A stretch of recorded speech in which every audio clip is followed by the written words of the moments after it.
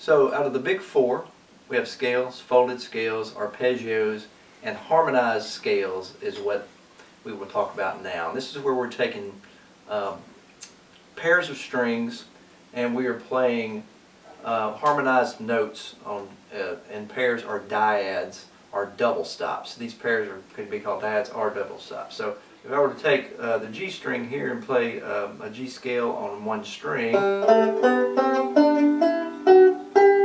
it would sound like that. I find its harmony on the next string below it on the B string. Put them together.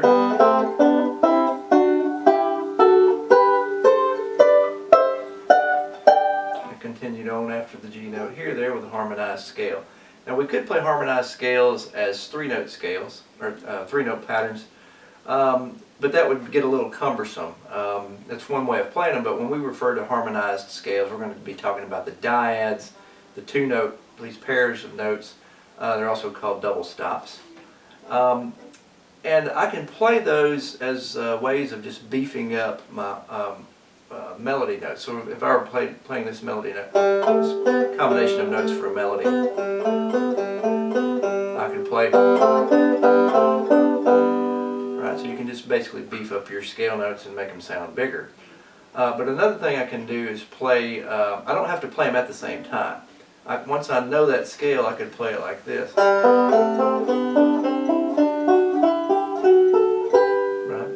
or I could play. I want to know them in as many ways as I possibly can. I can play it on the first string.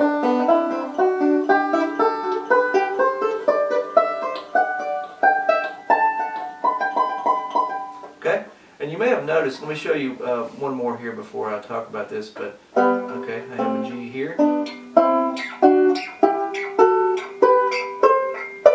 Okay? Okay, so that's on the third and fourth strings. One thing that's really neat about these is when you run the patterns up, you only have two shapes on each pair in this case. So I'm back to my second and third strings here. So what you have really is you have open, which is just kind of its own thing, but I have only two shapes. So I have this shape. It looks like a part of a D7. Okay. So I have that shape that I move up here. Then I have one more shape. Now I'm back to my original shape. That's the same as this. I move that up. I have this. That's the same shape I had here. So I only have two shapes. So that's why you can really move around pretty nimbly with these. Alright, so the same thing happens here on strings 1 and 2. Okay, I have this shape. I have another shape there. It's the second shape. This shape is the same as what I started with. Same idea. I have two shapes. So you can really move these around. You're not having to make these sort of crippling moves with your left hand. And so not only can I play, again, combinations like here's what I played on the second and third string. Same idea on the first and second string. Okay. I can also play one right hand move that kind of stays consistent.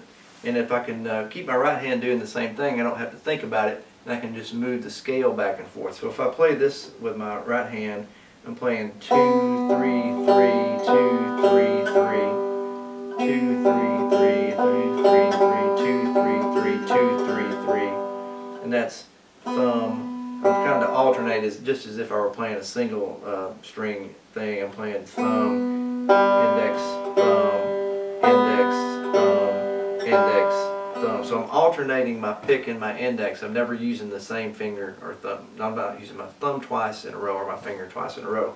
Okay? And so now I can play the harmonized scale.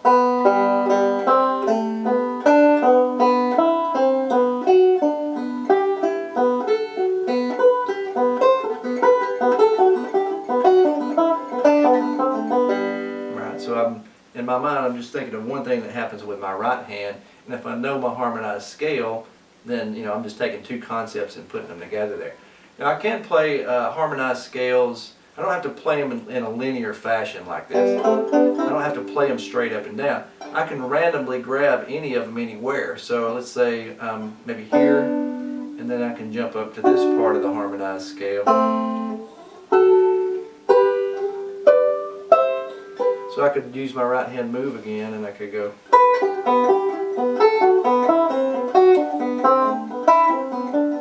Stay there for a second.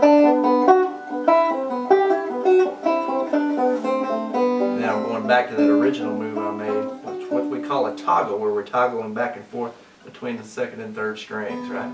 So you can create a whole lot more interest than just playing them as double stop. You can play them together like that again, just to make a bigger sound, but there are a lot of things that you can do to create interest. It also is a great way of getting up and down the neck. In other words, maybe you're in this position, you're playing maybe some traditional banjo, but I want to move up to this position maybe and hang out here, or maybe I want to land up here and play out of a box scale, whatever. The best way to get there is through harmonized scales.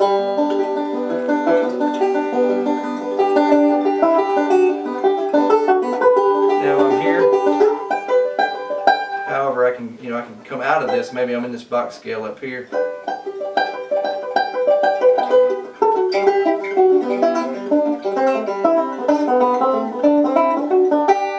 Right, so it's a really fluid way of getting up and down the neck on banjo.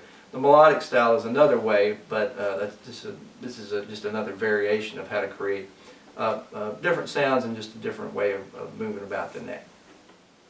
Okay, now I'm going to take all of the big four, scales, folded scales, arpeggios, and harmonized scales, and I'm just going to play over G, and I'm going to just sort of mix them all together and kind of show you what it sounds like. And of course, I'll also be playing linear scales when we talk about folded scales, straight scales, all that stuff, where we also can play the scales in a couple of different ways. Remember, we can play them as closed scales, or we can play them as melodic scales, and we could play them as open scales at some point too. The open scales down here, that we could play single string, we also could play single string closed, and we could play melodic style. Alright, so I'm going to try to mix all that together, the big four. Alright, here we go.